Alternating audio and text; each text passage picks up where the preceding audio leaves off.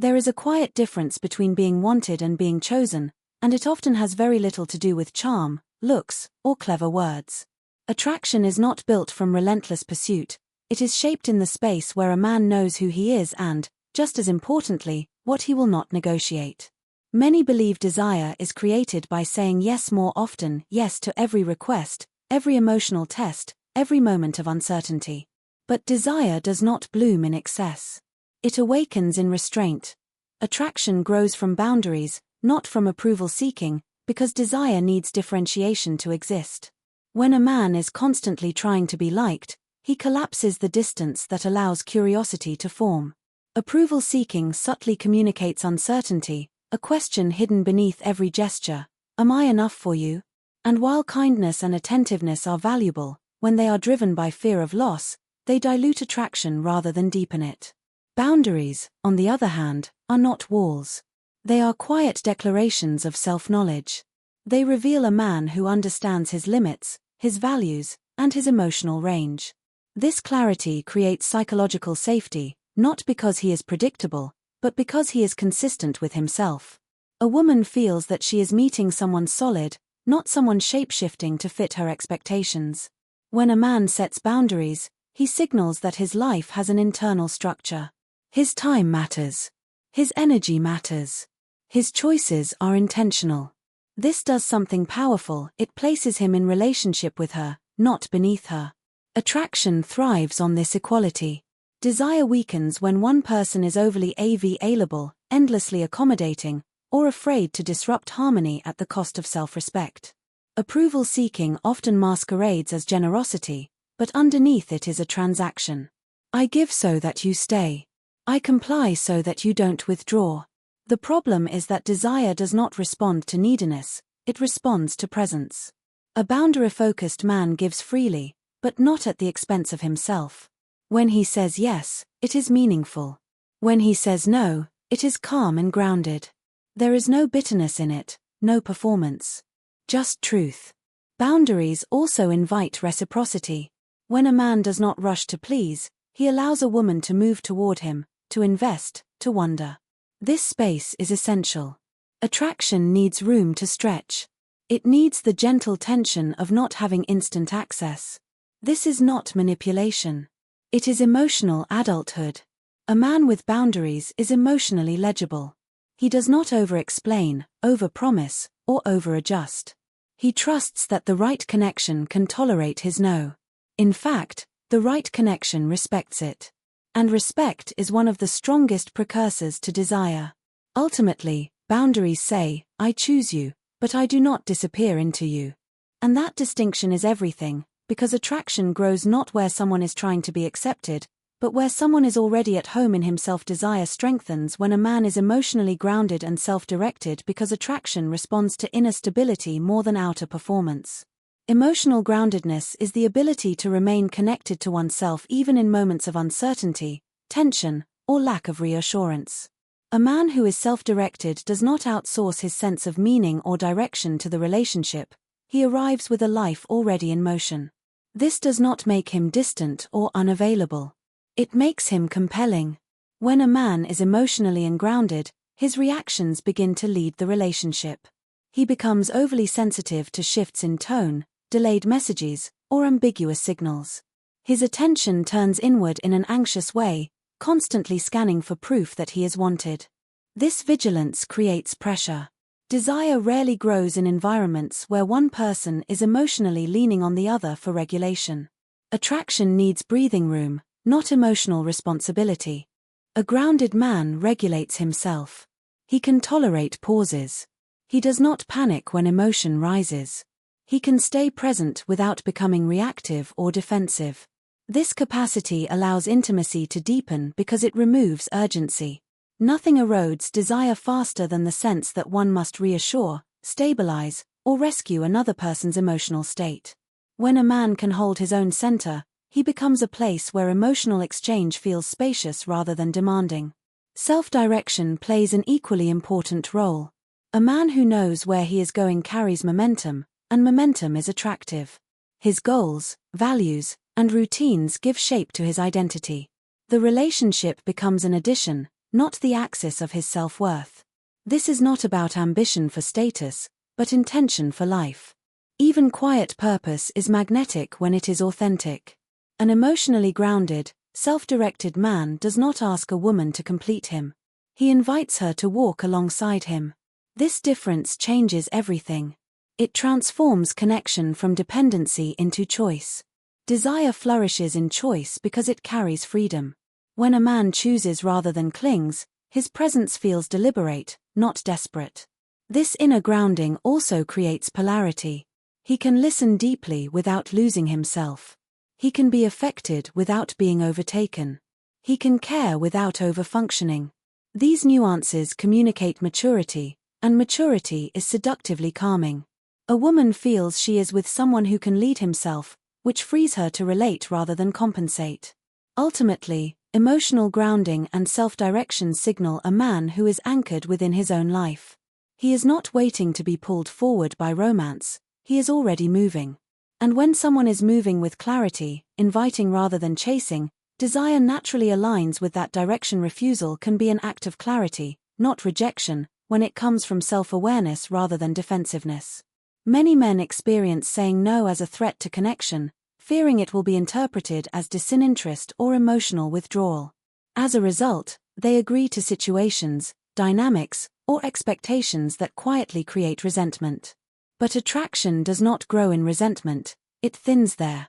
A clear refusal, expressed with calm sincerity, actually strengthens trust because it removes confusion from the relational space.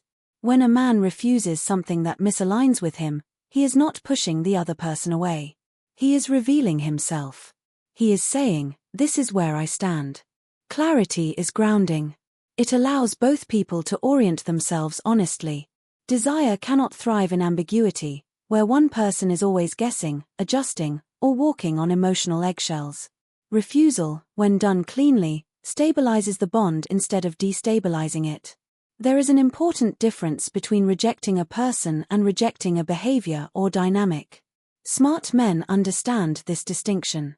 They do not personalize boundaries, nor do they dramatize them. A refusal delivered without hostility or justification communicates strength. It shows emotional confidence, the ability to withstand another person's disappointment without collapsing or counterattacking. That steadiness is deeply attractive because it signals adulthood.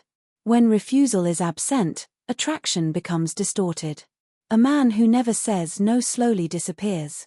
He becomes agreeable rather than defined. Over time, this erodes polarity because desire depends on difference. Attraction is not sameness, it is tension between two solid selves. Refusal preserves that tension by maintaining individuality within connection. A clear no also opens the door for mutual respect. It invites a woman to respond authentically instead of unconsciously testing limits. When a man declines without guilt, he communicates that his yes is meaningful. Nothing cheapens desire faster than a yes that costs someone their integrity. A woman may not like every refusal, but she can feel its coherence, and coherence builds trust. Refusal also prevents emotional debt. When men comply while internally resisting, they begin to feel owed. That unspoken ledger poisons intimacy. A refusal clears the account in real time. It says, "I am choosing honesty now rather than resentment later." This protects desire because it keeps interaction current and clean. Attraction often deepens when a woman realizes she cannot control a man through pressure, silence, or emotional leverage. This is not about power struggles, it is about self-possession. A man who refuses with ease demonstrates that he is relating by choice, not by fear. And choice is infinitely more desirable than compliance. In this way, refusal becomes an invitation to meet in truth, to negotiate in good faith, to connect without distortion. It is not a door closing, but a line drawn that allows intimacy to stand on something real, and enduring mystery and respect are sustained by discernment because attraction feeds on what is revealed gradually and intentionally. When a man gives immediate, unlimited access to his thoughts, emotions, availability, and time, there is little left for curiosity to explore. Connection becomes saturated too quickly, and desire, which thrives on anticipation and unfolding, begins to flatten. Discernment is not secrecy, it is timing. It is knowing what to share, when to share it, and with whom. A discerning man does not narrate his entire inner world on the first invitation. He listens. He observes. He allows understanding to grow organically rather than forcing familiarity. This pace creates intrigue, not because he is withholding, but because he is selective. Selectivity communicates self-value. It says that intimacy is earned through presence and consistency, not rushed through impulse. Respect follows closely behind mystery. When a man discerns, he does not overexpose his vulnerabilities before trust has been established. Emotional transparency is powerful, but premature disclosure can feel uncontained or overwhelming.